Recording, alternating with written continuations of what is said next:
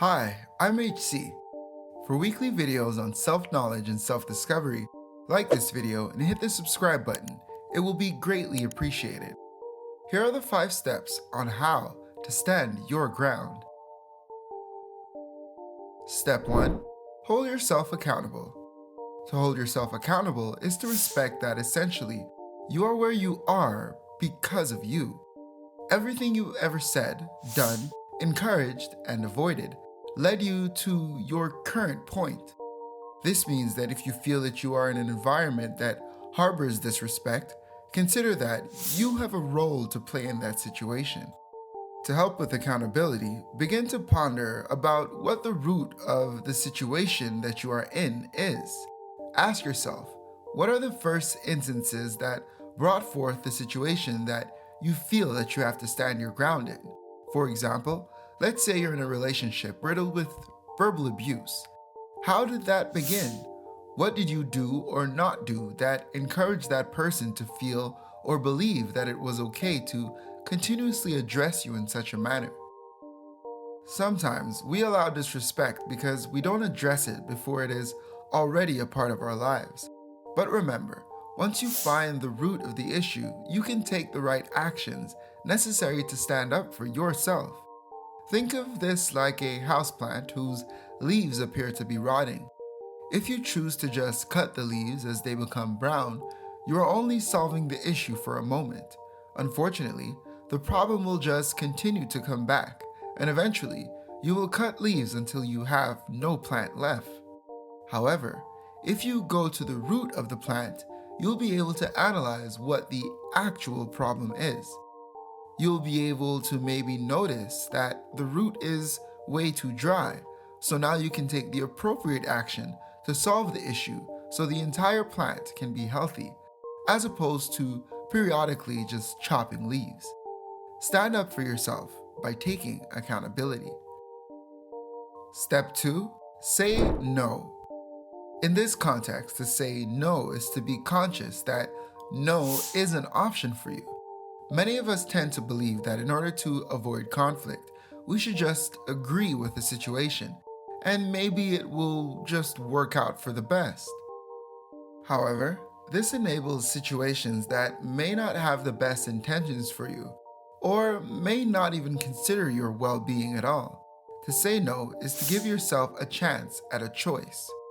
If you need time to assess the situation, you can say no. If you don't understand, you can say no. If you don't accept, you can say no. And even if you do accept, you can say no. Always remember, you are not wrong and you are not disrespectful just because you're not agreeable. Give yourself the respect to say no so that you can make better, unencumbered choices on your own. Step 3. Take action. Always be conscious of your tendency to let things slide. Taking action is being mindful of when you feel that you are being disrespected and acting accordingly by challenging the situation. Simply put, don't make the mistake of being so understanding that you overlook the fact that you are being disrespected. This means to take the overt effort to stop disrespect in its tracks. Think of this like disciplining your pet dog. Let's say you don't want your dog to hop on your couch.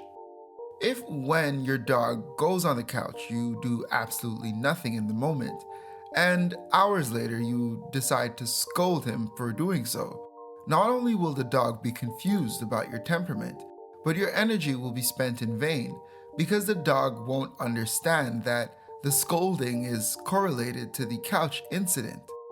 In contrast, if you would have disciplined him as soon as he hopped onto the couch, he will then understand that hopping on the couch is wrong.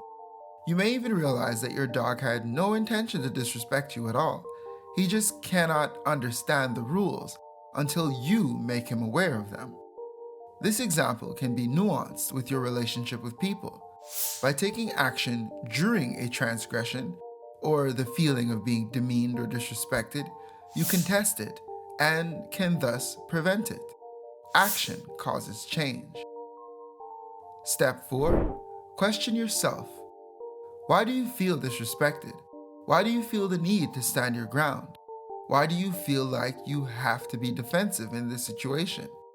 Is a transgression actually happening? Or did an action trigger an internal bias?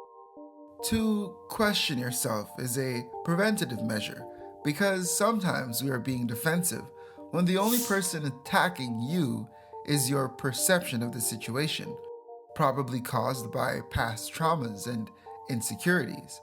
Questioning yourself is an important element to standing your ground because when you ask your mind the right questions, your body and spirit can act in tandem and respond accordingly. Questioning yourself will help you understand what is happening and why it may be happening, so that you can make a conscious choice before acting and even overreacting. Think of this like challenging yourself to be sure that your idea of what is happening is based in reality. This will help with avoiding emotional responses to logical situations, which leads us to our next and final step. Step 5. Open your mind. Always remember, to stand your ground does not mean to be aggressive or abrasive. In this context, to open your mind is to avoid reacting emotionally and without consideration, because once emotions are too heavily involved, although the message that you are intending to convey may have come from a good place, the actions that you take can make you wrong. For example, let's say you don't like that your best friend always uses your favorite shirt, and you believe that they are doing it intentionally to deprive you of your happiness. This thought stems from an internal bias that you hold subconsciously. If you decide to punch your friend in the face the next time he takes your shirt, your actions will immediately make you the bad guy. Yes, your feelings may have been right. Yes, you probably had good reasons to feel that way. You felt demeaned, but your reaction demolishes all of those valid concerns. Consider what happens if your friend gives you the perfect explanation for doing so, and actually had absolutely no intentions of making you feel disrespected or uncomfortable. Then it is you that becomes the transgressor, and you feel ignorant for not giving the situation more thought.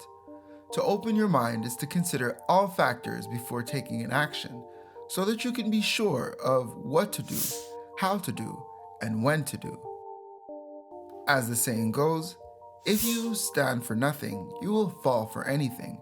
In this new world, to respect yourself is to stand up for yourself and to affirm your presence by sticking to your morals, values, and principles.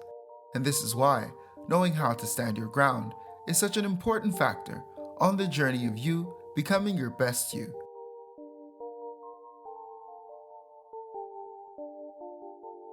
Thank you for watching the video until the end. You are appreciated. Like this video and share it with a friend, and I'll see you here next time on Howell Consultations, the how-to being true to you.